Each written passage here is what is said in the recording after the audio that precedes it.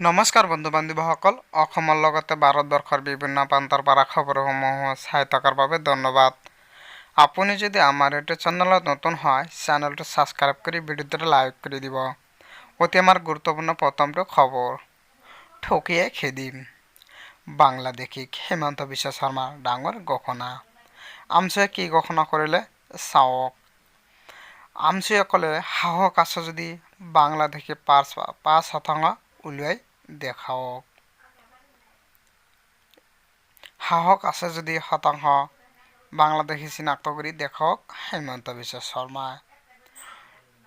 ৭১ৰ আগত অহা লোকক অত্যাচাৰ কৰিলে ইয়াৰ উচিত প্ৰত্যুত্তৰ পাব। হিমন্ত বিশ্ব শৰ্মাক প্ৰত্যুত্তৰ আমছুৰ মন্তব্য। অসমত ৪৫%লৈ মুছলমানৰ সংখ্যা বৃদ্ধি বুলি কৈছিল হিমন্ত বিশ্ব শৰ্মাই।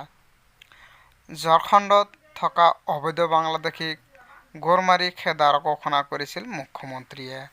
এই ঘোষণাৰ পিছতে জাঙুৰ খাই উঠিছে হিমন্তই। মুছলমানৰ জীৱনলৈ দুৰ্যোগ নমাই আনিছে হিমন্ত বিশ্ব শৰ্মা চৰকাৰে। হিমন্ত বিশ্ব শৰ্মা চৰকাৰৰ দিনত নিৰাপদ নহয় মুছলমানৰ। চৰকাৰৰ বিৰুদ্ধে ঐক্যবদ্ধ হ'ব লাগিব মুছলমান সমাজ। প্ৰতিটো অন্যায়ৰ উত্তৰ গণতান্ত্ৰিকভাৱে দিব সংখ্যালঘু লোকে। হিমন্ত বিশ্ব শৰ্মাৰ ৫০ বাৰ মুখ্যমন্ত্ৰী হ'লে বন্ধ কৰিব নোৱাৰে মাদ্ৰাছা। অতি আমাৰ গুৰুত্বপূৰ্ণ পৰৱৰ্তী খবৰ লগতে এটা ডাঙৰ খবৰ সুৰুঙা ওলাল। পৰীক্ষা কেন্দ্ৰত সুৰুঙা ওলাল। এডিআৰই পৰীক্ষাৰ মাজতে পৰীক্ষাৰ্থীত বাজি উঠিল মোবাইল ফোন। দেওবাৰে অনুষ্ঠিত এডিআৰই পৰীক্ষাৰ মাজতে চাঞ্চল্যকৰ ঘটনা। তন্ন তালাচীৰ পিছতো এডিআৰই পৰীক্ষাত বৃহৎ সুৰুঙা। কটকটীয়া তালাচীৰ মাজতো পেণ্টৰ পকেটত মোবাইল লৈ পৰীক্ষা কেন্দ্ৰত প্ৰৱেশ। পৰীক্ষা দি থকাৰ মাজতে হঠাৎ বাজি উঠিল মোবাইল ফোন। পৰীক্ষাৰ্থীৰ পকেটৰ পৰা মোবাইল ফোন জব্দ কৰিলে পৰীক্ষা নিয়ন্ত্ৰকে। ২২ বছৰীয়া ছাব্বিৰ হুছেইন নামৰ পৰীক্ষাৰ্থীয়ে সংঘটিত কৰিলে এই ঘটনা। উত্তৰ লিখি থকাৰ মাজতে মোবাইল বাজি উঠাত চালাকি চলায় পৰীক্ষা নিয়ন্ত্ৰকে। মোবাইলসহ ছাব্বিৰ হুছেইনক আটক নুনমাটি আৰক্ষীয়ে।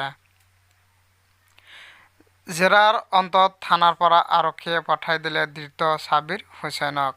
ছাব্বিৰ হুছেইনক আৰক্ষীয়ে কিয় যাবলৈ দিলে তাক লৈ সৃষ্টি হৈছে প্ৰশ্ন। নাৰেংগীৰ যুৱনগৰৰ এছ.আৰ. একাডেমী পৰীক্ষা কেন্দ্ৰত এক বৃহৎ সুৰুঙা। নগাঁৱৰ পৰা আহি গুৱাহাটীত পৰীক্ষা দিছিল ধৃত ছাব্বিৰ হুছেইনে।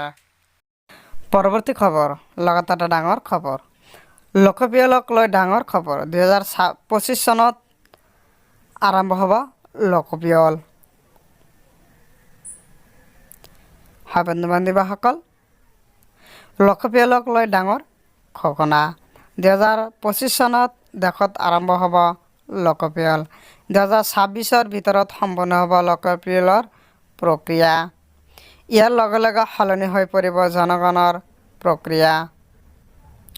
২০১১ চনলৈকে প্ৰতি বছৰৰ মূৰে মূৰে হৈ আছিল লোকপিয়ল। কিন্তু কোভিডৰ বাবে ২০২১ চনত হোৱা নাছিল লোকপিয়ল। ইয়াৰ পাছতো লোকপিয়ল হ'ব ২০৩৫ চনত হ'ব। লোকপিয়লৰ প্ৰক্ৰিয়া শেষ হোৱাৰ আৰম্ভ হ'ব লোকসভাৰ আসনৰ পুনৰ নিৰ্ধাৰণৰ প্ৰক্ৰিয়া। সমগ্ৰ দেশতে লোকসভা সমষ্টি পুনৰ নিৰ্ধাৰণ হ'ব। ২০২৮ চনৰ ভিতৰত দেশত সমষ্টি পুনৰ নিৰ্ধাৰণৰ প্ৰক্ৰিয়া সম্পূৰ্ণ হোৱাৰ সম্ভাৱনা। ২০২৯ চনৰ লোকসভা নিৰ্বাচন নতুন সমষ্টি অনুযায়ী সম্পন্ন হ'ব বুলি উল্লেখ কৰা হৈছে। পৰৱৰ্তী খবৰ লগতে এটা ডাঙৰ খবৰ ইৰাণৰ ওপৰত পুনৰ ভয়ংকৰ আক্ৰমণ ইজৰাইলৰ। ১০০খনতকৈ অধিক যুদ্ধ বিমানৰ আক্ৰমণ। ইজৰাইলৰ আক্ৰমণত কঁপি উঠিল ইৰাণৰ ৰাজধানী। হয় বন্ধু বান্ধৱীসকল ঠিকেই শুনিছে। ইৰাণৰ ওপৰত সৰ্ববৃহৎ আক্ৰমণ ইজৰাইলৰ। ইৰাণৰ ওপৰত পুনৰ ভয়ংকৰ আক্ৰমণ ইজৰাইলৰ। ১০০খনতকৈ অধিক যুদ্ধ বিমান আৰম্ভ কৰিছে ভয়ংকৰ বোমা বৰ্ষণ। ইজৰাইলৰ আক্ৰমণত কঁপি উঠিল ইৰাণৰ ৰাজধানী। ইৰাণৰ ২০টাকৈ সেনা ঘাটি ইজৰাইলে কৰিছে টাৰ্গেট ইৰানৰ মিছাইল প্ৰকল্পক ইজৰাইলে আক্ৰমণ কৰাৰ দাবী ইজৰাইলৰ আক্ৰমণত ইৰানৰ 2 সেনা নিহত হোৱাৰ দাবী কেইবাখনো চহৰৰ সেনাঘাটিত সংগঠন আৰম্ভ হৈছে ইৰানৰ ৰাষ্ট্ৰন্তীয় বিমানবন্দৰত আক্ৰমণ কৰা বুলি দাবী ইজৰাইলৰ 20টা মিছাইল ফেক্টৰীৰ লগতে ড্ৰোন ফেক্টৰীত আক্ৰমণ ইজৰাইলৰ ইৰানৰ বেলিষ্টিনাৰ ইছৰাইল প্ৰকল্প